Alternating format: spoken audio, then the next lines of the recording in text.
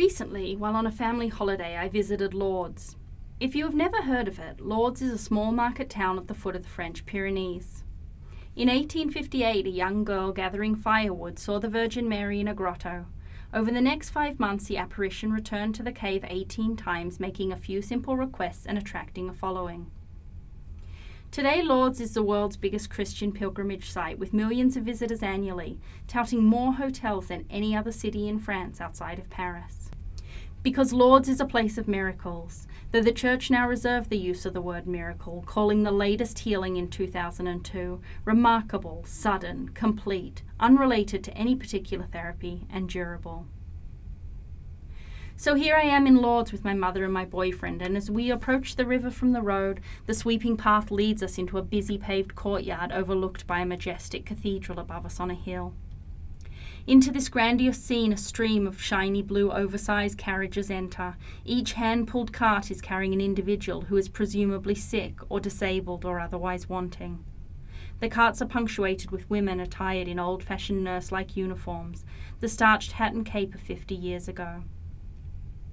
And as I witnessed an assortment of individuals, including adults with Down syndrome, the elderly, and children with disabilities included in the fray, the anger and hurt that rose in me was so sudden and unexpected, I could have laid down on the concrete and sobbed.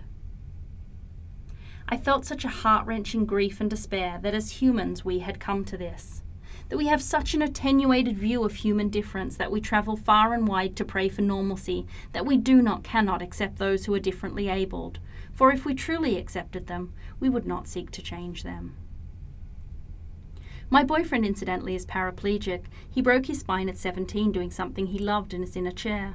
When we told his mother our travels included Lourdes, she said, "B, Brian's spine was completely severed. He isn't going to ever walk."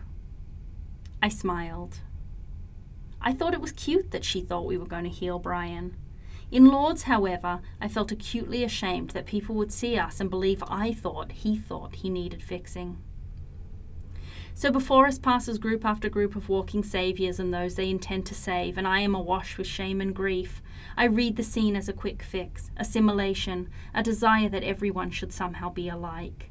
Parents say, "You, my darling, are unique and individual," but spend the early years comparing their child to their peers, visiting specialists if developmental milestones aren't met on time. Teachers say, "You are all special," but be warned if you are too special. There's a classroom for that, a special one.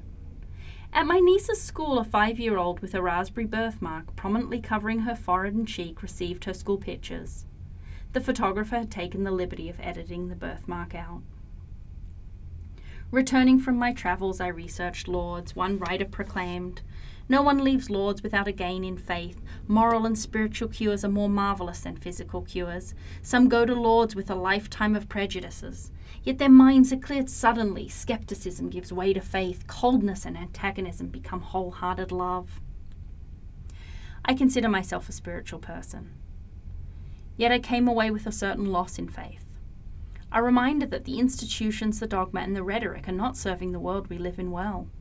What was renewed was my sense of injustice, the sense of urgency for the work that must be done. In America, we consistently blame the poor, the disabled, the marginalized, the downtrodden, not only for their situation but for ours, for our failings and our social ills. If they were less lazy, the economy would be better. If they were this, we'd be that. I went to Lourdes. I washed in the water, and I touched the rock, and I wondered what this world would be like if we treated all water as holy, all of nature as sacred. I went to Lourdes. I recognized pain and I acknowledged suffering, and I wondered what this world would be like if we treasured every community as a place of harmony, contemplation, acceptance, and light. If we accepted all individuals for who they are because of their differences, not despite them. I have faith. Faith that people do exceptional things and lead marvelous lives. But the miracle I would like to see will be a shift in attitude towards an increased tolerance for the capacious diversity of human ability.